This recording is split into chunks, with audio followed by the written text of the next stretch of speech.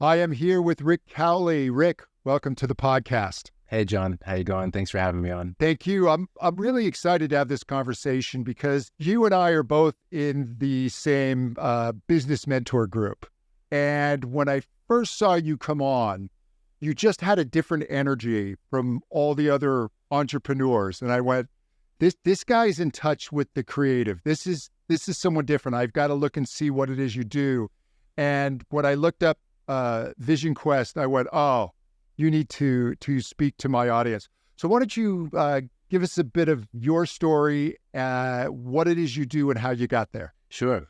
Well, the impetus for what I do was came from a time in my life when I was 21 years old, and I got very sick and was diagnosed with leukemia.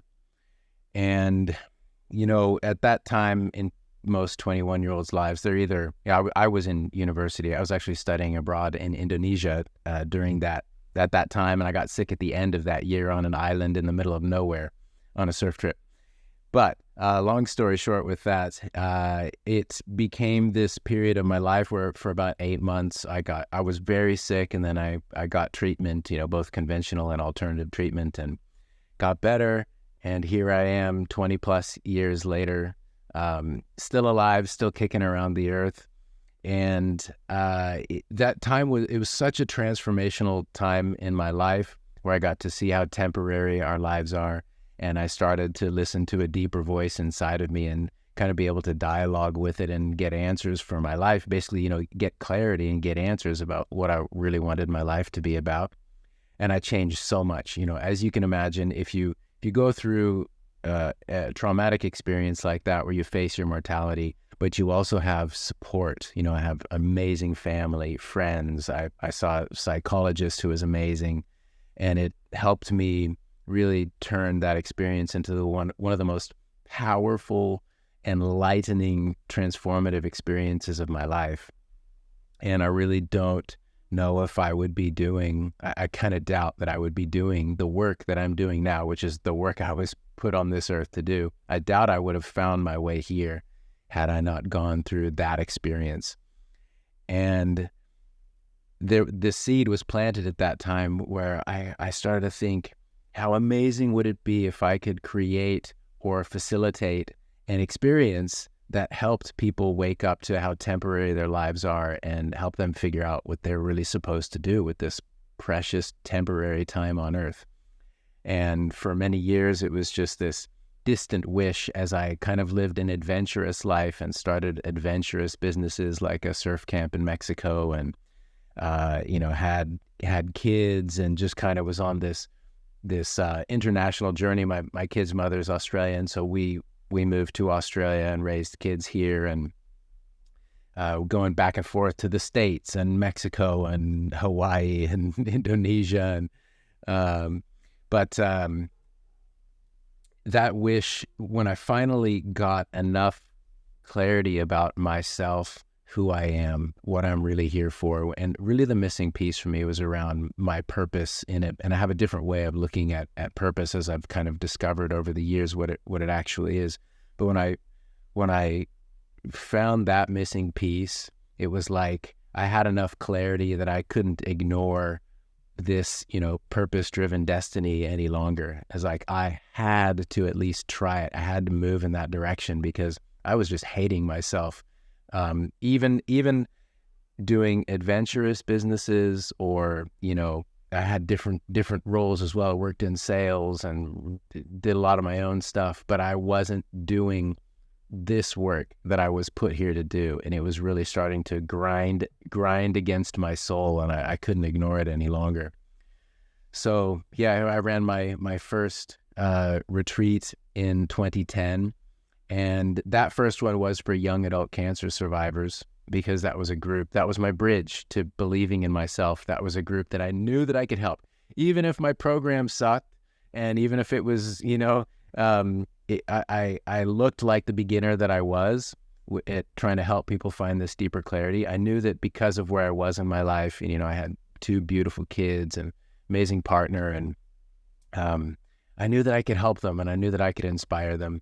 But fortunately, the process itself was was good even back in those rudimentary early days. And then since then, it's just been a process of refining it. And, my life has changed so much as I have dedicated my life to this work, and gotten to work with such amazing people and gotten feedback from them. And really, it's kind of, like I said, my life has changed so much. Like my wife and I separated about 10 years ago. We're now dear friends.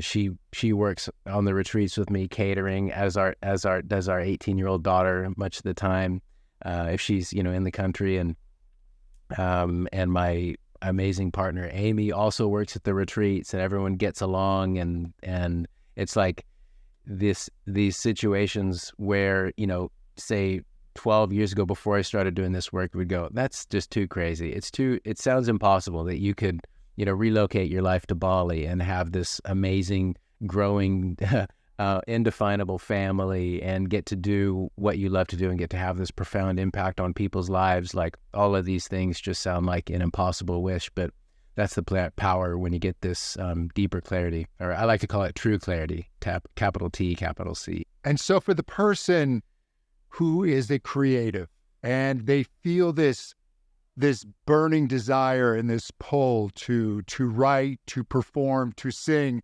and yet life just seems like a barrier and responsibilities, and they feel like they're constantly talking themselves out of that. How do you help people find the courage to start embracing what they really want? Well, I think that it really comes down to clarity, this true clarity. And it's really a matter of understanding who you are. Kind of three aspects. There's who are you, there's what do you truly want, and what are you here to do.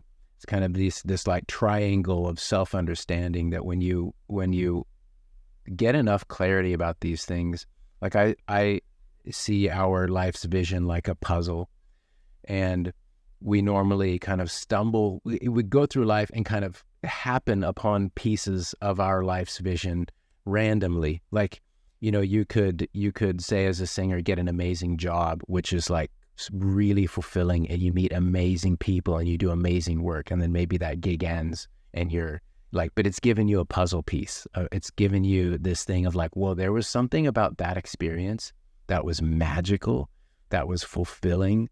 And you can, it's like life is giving you breadcrumbs, leading you on this true path of yours. And you got to pay attention to those breadcrumbs, like what have been the most magical, meaningful, fulfilling moments of your life so far. That's just kind of one of the ways you can start to pay attention a bit more to what is my true path and how do I walk it. And yeah, as we were saying before we started recording, that artists are sensitive people, and I'm a sensitive soul as well. And making our way as sensitive souls in the world of business and performing, it's not the easiest task to combine those two parts of us. And like I was saying at the beginning, to be a performer, to be a singer, you have to put yourself out into the world to do it. Like, someone's got to hear you. In order for you to fulfill that part of your purpose, your voice has got to go into people's ears and into people's hearts. And there's probably, for most singers, there's this part of them that deeply, deeply desires for their voice and their energy to go into the world on a big scale, or, to be part of a performance, or to put out an album, or something that's going to really move people. It's gonna deeply penetrate into people's hearts and souls. But that also is the exact thing that most scares the crap out of us, where we go, I could create this thing that just comes from pure love and heart and soul, and put it into the world. And there's going to be a certain percentage of people that are going to criticize it, or not enjoy it, not appreciate it. That's kind of comes with the territory. And it's hard to accept that territory. Yeah. We can, it's like preparing to go into a boxing ring. I think it was Mike Tyson said, you've got to plan until you get punched. And man, when you get those initial first criticisms, you have to find a way to place them in a healthy place and learn from some of them, but not to become consumed by them. Yeah. And like I said, it really comes down to this deeper clarity, this true clarity about who you are and what you want your life to be about. And I think that this, when you're connected to a greater calling and a greater purpose, and your, in this case, your voice is your tool that you're using to fulfill this greater purpose, greater calling, then, and there's something, it's not just like I'm here to sing. It's like, what is the energy? What's the message that you are here to, infuse in with your voice and put out into the world and put into people's ears and hearts and souls? That's a whole different level of clarity and direction than just going, I love to sing. I mean, some people that's their path, to just go, I don't know what that message is. All I know is I love singing. I was put on this earth to sing or present or speak or whatever that is. And if they're connected deeply enough to that passion, it just comes through as like, I can't not sing. I know I'm going to sing every day. I'm going to sing in front of as many people as I can. I'm going to put all of my heart and soul into it. Like that's a path. That's kind of like the Forrest Gump path. That's what I like to call it, where someone is just so egoless and so connected to their soul that they're just being the best, most generous version of themselves at all times. But for most of us, it helps to have this deeper understanding and like kind of do some work to silence the fear and dig down and bring these puzzle pieces of our life's vision up to the surface. And when you have that, and when you can see your true path stretching out in front of you and you start walking it, then it actually gives a purpose to any of the challenges. For me, like, business it doesn't come easily. It's not my strength, but it's also why I do such good work and how this program was able to be created through me. But the world of business is the world that's the vehicle that it's got to go out into the world. And singers and performers will have some version of that as well. But for me, when I have a bad day, or when something doesn't happen exactly as I wanted it to happen, or didn't happen as easily as I wanted it to happen, I don't give up. Like there is no option for me, like this is my path. This is my mission in life, and there is no stopping. And I'm going to be walking some version of this path probably until my last breath. Who knows? Maybe when I'm 80, I'll retire. But I don't see. That's not the point. The point is, how do I serve as many people as I can? How can I have the most profound impact on people as I can? So, getting that clarity, starting to walk that true path, gives you that courage to face the obstacles that will come inevitably. There's obstacles you can predict, and then there's completely unpredictable obstacles as well. And I think you bring up something really important in terms of being an artist, is really connecting with your true self. Because I've always found that artists that have always inspired me, they really seem to know what it is they're put on this earth to do. And they just focus on that. And I would think that as you get more and more in alignment with who you really are, your levels of creativity and really are heightened, and there's not as much confusion about, oh, should I do this? Should I do this? You start to get clarity within yourself. Yes. I like to, one of the terms that I use in the program a lot is inner knowing.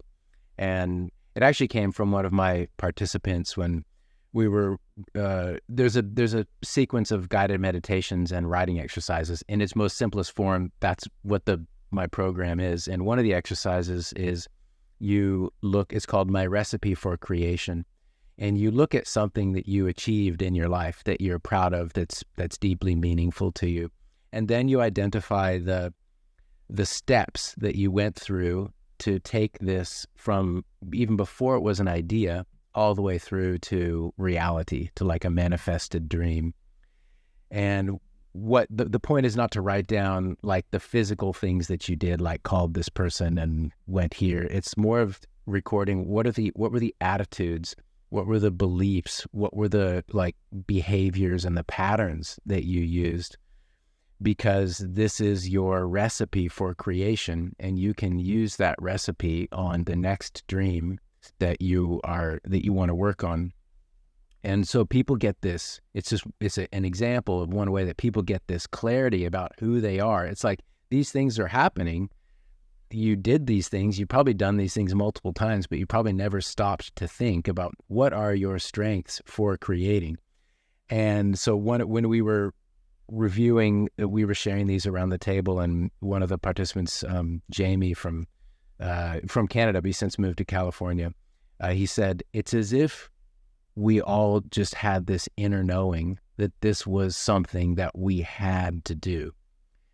And that taught me something that has since become part of the program, which is when we all have this experience of things that we've achieved in our lives. And it's like, once this dream, the seed of this dream was planted inside of your mind or your heart, you could not ignore it. It's like me with my work. I couldn't ignore it. There's this deep inner knowing that this is what I was put here to do, or that this specific dream was something that I was meant to focus on right now and bring into reality. And so when you get enough clarity, that's what happens, is you connect to this deep inner knowing, and it becomes, it changes from this wish, to going, oh, I really hope that I could do this someday, or, build this or experience this someday. It changes from that to going, man, what else would I do with my life? This is what I'm supposed to do. Yeah. And to talk about, I have worked with a number of performers, and I remember there's a Australian actor named Harrison Gilbertson, and he came and did the retreat when he was just 19 years old, and he brought his father. It was such a beautiful experience. And I remember asking him, he was already a successful actor when he came, and he'd been working as a child, since he was a child as an actor, and very consistently. And I asked him, I said, I said something like, what's your attitude with acting? Like, how have you had, so much success so far, just in your young life as an actor? And he goes, I just always knew. And this was before that inner knowing conversation, but this is another puzzle piece for me of how important it is to find out, if you don't already have that knowing inside of you, to take the time and do what you got to do to connect with it, to bring it up to the surface, because that knowing, that inner knowing is like, I don't think that I just think it's a key ingredient to do extraordinary things. And I would think it would help eliminate, I think, one of the most insidious mental traps we fall into, which is comparing. I don't sing as well as this person. I'm not as successful as this person. I don't look like this person. I'm not as young as this person. And when you get in touch with your inner knowing and your path, that no longer matters. Yeah. I got a few things to say about this. These are the great talking points in the conversation. When you really understand yourself, then you realize that there's no competition. Like, no one can be as good a version of you as you can be. And you were given unique talents and strengths and passions and tools that no one else was given the unique combination that you have. And, in my case, it's like, there are a lot of people that help people in life. I don't call myself a life coach, but there's a lot of life coaches. There's a lot of teachers. There's a lot of people that help people get clarity, but there is no one who does what I do and takes people to a depth of clarity that I do, or that my program does. And so it's just what it's done in my mind is there's no competition for what I do. And now, of course, not every person in the world is going to do what I do, is going to want to do what I do. But the people that it's right for, it's like they're tapped on the shoulder by some unseen hand, and the hair on their arm stands up, and they go, I don't even know what's in this crazy program, but there's something in there for me. So that's the power of when you realize you're connected with your inner knowing, you start creating from, that deeper sense of purpose. Then you realize there's no one that can do what you can do. And then the other thing about competition, there was another Broadway performer named Alicia Albright who came. She actually did the retreat twice with me on Bali. And after the first retreat, she'd been performing in like Wicked, the musical, and she had connected with this dream of being an original cast member in a Broadway production. And about 6 months later, she landed that gig and was cast in Disney's Frozen on Broadway. And I didn't realize how significant it was until afterwards. And she messaged me afterwards, and she said, Rick, thank you so much. I don't think I would have booked that gig if it wasn't for the work we did at VysionQuest. She said, I thought I was too old to be cast as an original cast member. She was like, I can't quite remember, like 39 or something like that, And that was something, it wasn't even in my mind. I'm not a performer, so I'm, for me and my work that I do, probably getting older is a good thing. But for some performers and some, gigs they're going for, or they just might have that fear of, I'm too old. It's my time has passed. I'm getting too wrinkly or whatever it is. But, again, when you connect with that deeper inner knowing, it's like you realize how many of those voices is just the voice of the fear. It's just trying to slow you down from walking your true path. It's trying to make sure that nothing changes. So that's how I see the fear. And we've all got to face the voice of the fear. And I will just share that I think one of the most helpful perspectives to have is that voice is not personal. It doesn't really have anything personally to do with you. It speaks to everyone. We just have that as part of being a human on the earth at this time. And the purpose of that voice, the voice of the fear, is to make sure that nothing changes in your life. Even if you're unhappy, even if you have unfulfilled potential, even if you have a dream that you're really supposed to be working towards, the fear will tell you anything and everything and knows exactly what to tell you to push all your buttons and kick you in the nuts and make sure that you're just frozen, that you're frozen with indecision, you're frozen with self-doubt. So this deeper clarity is, from what I've seen, especially around your purpose, is the antidote to the fear. It's like it's more important than the fear. It's more powerful than the fear. And this clarity creates the leverage to just move you through that fear. And from what I've seen, when you are walking your true path, you're doing things that are deeply important to you. You have to rise up to bigger and bigger challenges on this path. So the fear never goes away, but your ability to quickly walk through it, that's what changes. And you start to see the results on the other side, and you start to take the fear less seriously, and you start to, instead of maybe in the past, it would have stopped you for, I don't know, it could be a year or, 10 years or something. It's like that time shrinks down where you go, it could be just minutes where the fear is screaming at you and telling you what a loser you are and how you're never going to make it. And, you're too old, or you don't sing well enough, or whatever it is. And then you can go, oh my gosh, that's the voice of the fear. And what if this next step that I'm looking at is actually the thing that's going to move the needle in my life and, say, in my career or on this path? So you start to reframe your relationship with the fear and use it as almost a guide, of like what to do next, because it's the scariest thing. I love your message, man. How do people find out more about you? The best way is my website, which is VysionQuest.com, and Vision is spelled with a Y, so it's VYSION Quest.com. And same thing on social media, on Instagram or Facebook. And feel free, there's a contact form there. There's some free resources on my site, but feel free to send me an email or send me a message on socials, and happy to have a conversation with anyone. Great. Thank you so much for speaking with us. All right, John, thanks for having me.